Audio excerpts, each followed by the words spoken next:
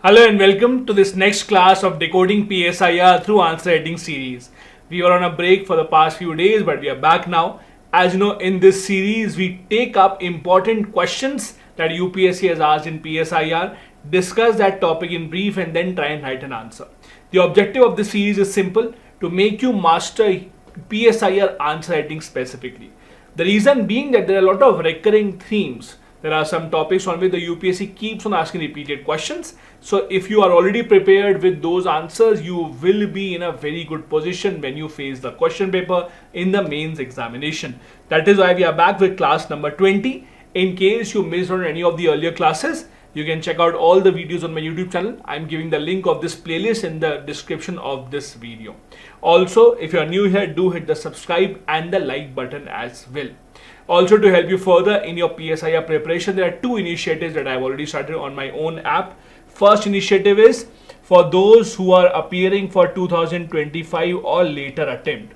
This is a live comprehensive course for PSIR where we'll be covering entire PSIR in 350 hours. The course starts from 15th of July. These will be live classes Monday to Friday, 12 to 3. Apart from that, I'll also give you access to recordings. So even if you have missed out on the class or you want to watch it again later on, feel free to do that. I'll also be giving you the entire PDF notes from my own site, so you don't have to refer to any book. The course will also include discussion on previous year papers of PSIR. It will be entirely taught by me.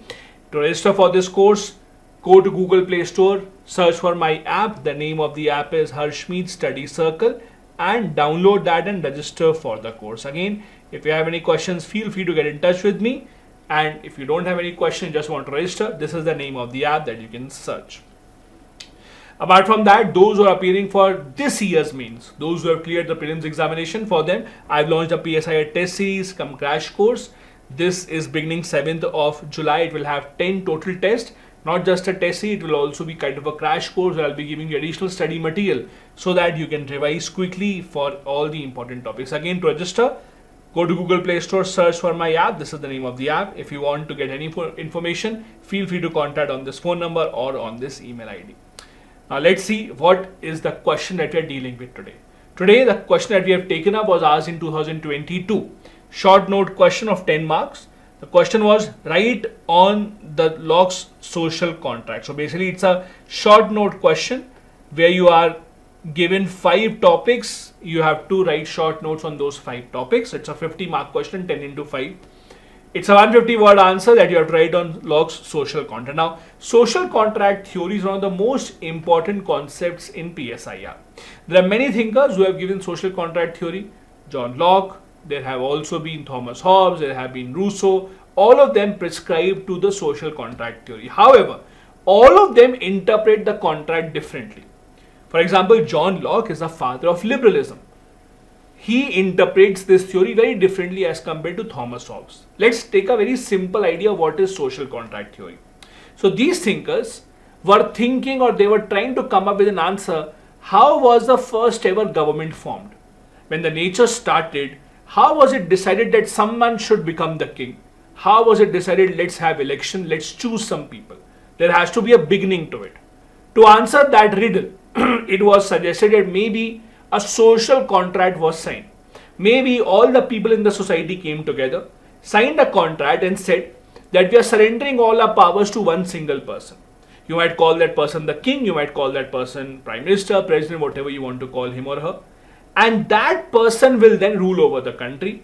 That person will ensure that he or she provides protection of life and property for everyone else.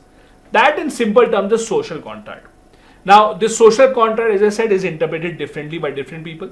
Because John Locke is the father of liberalism, he says that there is still liberty with the people. He says that the people have not surrendered all the powers. People still have some basic rights, basic powers with them. Thomas Hobbes, on the other hand, wants an equal surrender, wants an absolute surrender. He says that all the powers have been given to the person who will be ruling, the monarch. Now, the social contract can be defined very easily by this picture. People give power to the government or the king, and in return they will protect their rights.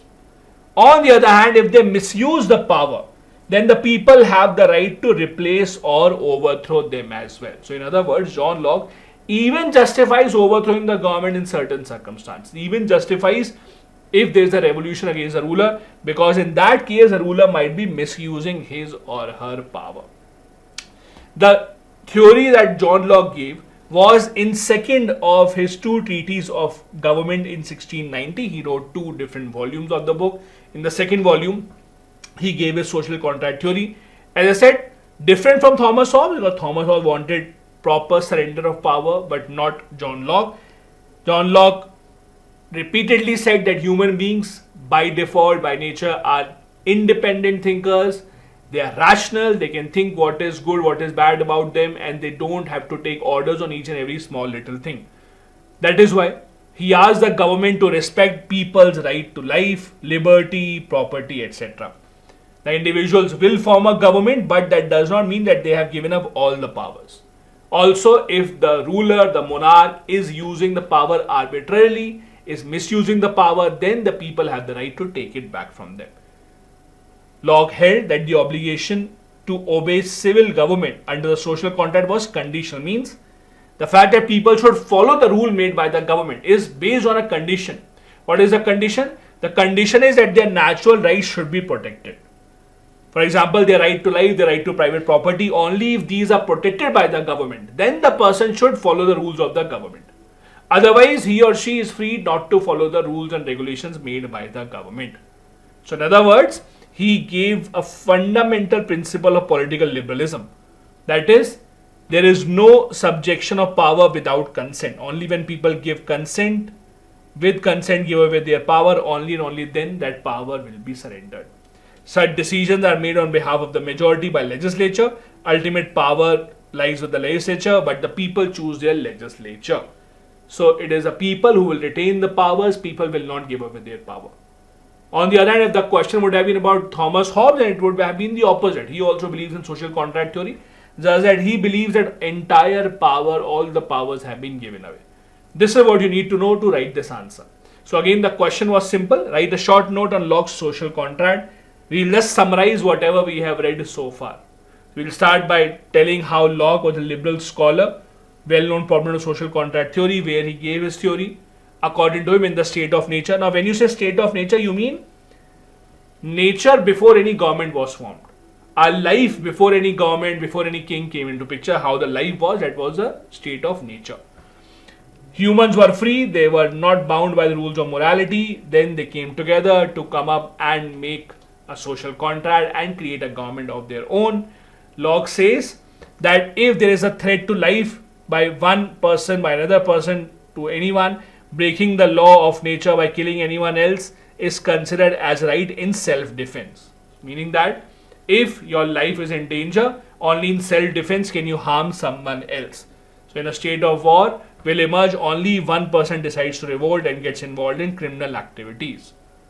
The answer here would be to make a social contract, give away powers to one single authority who will give protection to your life, to your personal liberty, so that you individually would not have to fight and you can focus on the other work. That is how we can summarize. Locke says a government made by the people with rules, regulations will be the one who will decide the rules of life for everyone, but it will benefit all the people provided that this government gives security to the people, this government protects their natural rights. This is how John Locke viewed his social contract, and this is how you can write this particular answer. This is what we do here. If you are new, we take up a previous year question, discuss that topic, and then try and write an answer. If you are new here, do hit the subscribe button. If you want the entire course for PSIR 2025, you can download my app from here, register. And if you have any questions, feel free to get in touch here. Also, for those who have cleared the prelims examinations, the crash course cum test series starts on 7th of July. Thank you so much. Bye-bye. Jai Hind.